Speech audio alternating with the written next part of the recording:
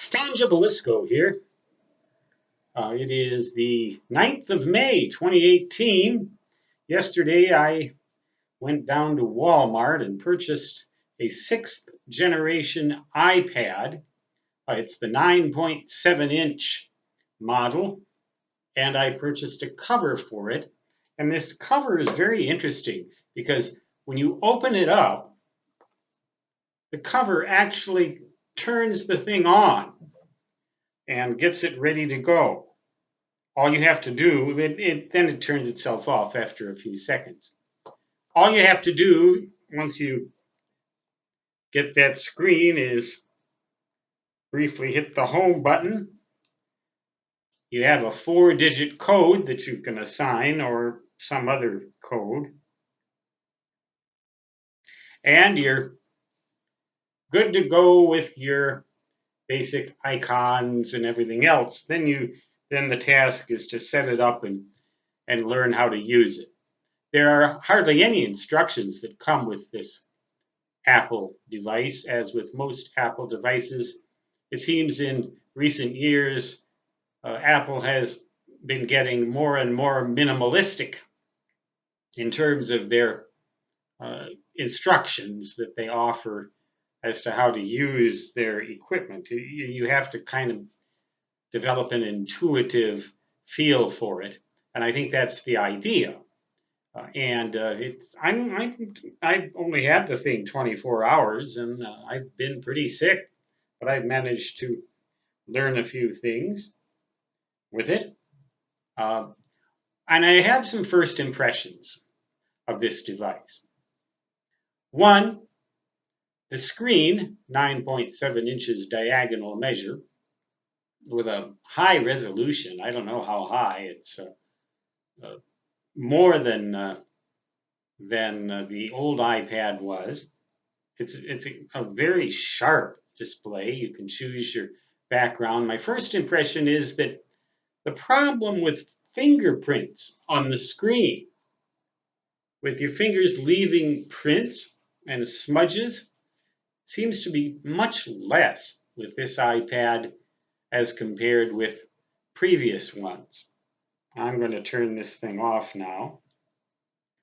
And I'm actually going to power it down.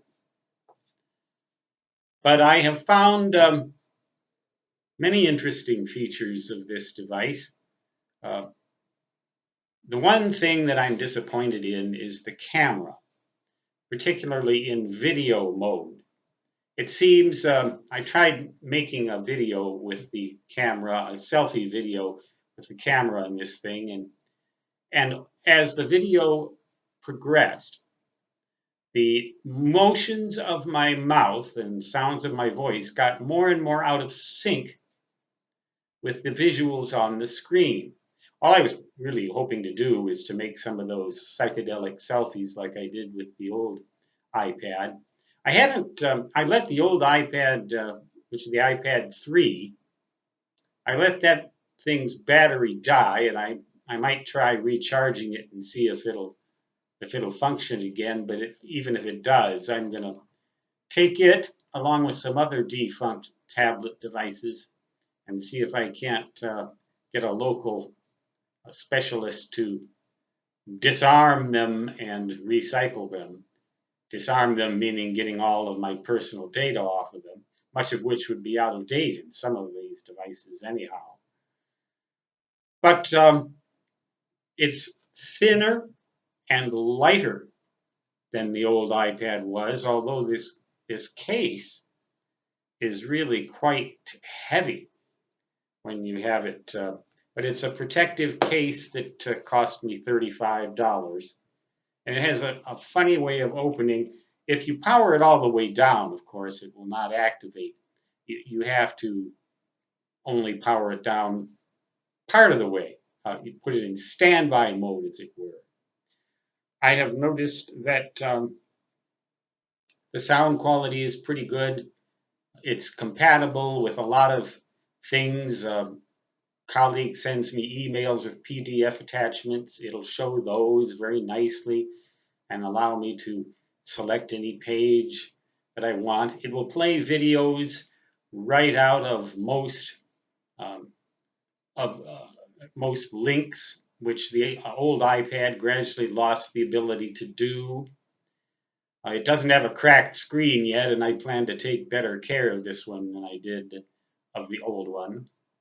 Uh, but that was an old iPad, the iPad 3. I got it at Best Buy down in Rapid City probably 7 or 8 or 9 or maybe even 10 years ago. But first impressions now, there's a larger version, a 10-inch or 10 plus inch diagonal measure display version called the iPad Pro, which has got about twice the processing power, twice the memory, a lot more, and it costs $649. I don't need that much. I just want basically to listen to my own videos and see how they look on devices like this. I like to listen occasionally to music. I like to look at the news and the weather radar. And I don't plan to make videos with this device, so I'm not too concerned about the video camera going out of sync. But you might be. You might consider that a factor before you go ahead and lay your money down for one of these. But in any case, that's the lowdown as far as it goes. The battery seems to last an awful lot longer. Technology has come quite a ways in these number of years, and Apple's minimalism continues. And in my opinion, my evolution away from Windows 10 is also continuing. One thing this will do, it will show you that updates are available, but it will not force you to download and install them the way Windows 10 does. And I think that's a selling point for this iPad. I'll call it the iPad 6 or the sixth generation iPad 2018. And the iPad Pro, I would assume, are the same, is the same as this. So, first impressions, pretty good. And I conquered that problem with the rotating screen.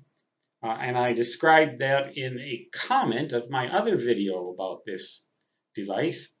All you need to do once you turn the thing on, before you actually hit the home button to unlock it, you swipe up from the bottom of the screen and you'll get a bunch of little icons there, and one of them's a padlock with a circular arrow around it. You just hit that, it changes color, and it will remain in whatever uh, portrait, or I believe it's going to stay in portrait mode when you do that. And then you can watch the thing in bed and hold it at any old angle, and it'll always be in portrait mode for you. Uh, it has its own news, which seems at first thought it seems to be slanted rather towards the liberal side, but I haven't really given that much thought. I don't pay much attention to the news anymore these days. It's too depressing. And I'm interested in technical videos and making those on my Surface Pro 2, which is a Windows 8.1 device. And I have most of my computers in airplane mode now so that they won't be attacked and forced to upgrade to Windows 10. My Windows 7 computers, and I have a couple of those, seem to be okay online and will not attempt to upgrade to Windows 10.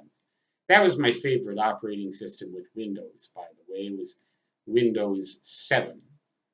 Uh, the uh, Surface Pro is good for making videos where I want to draw schematic diagrams and things like that.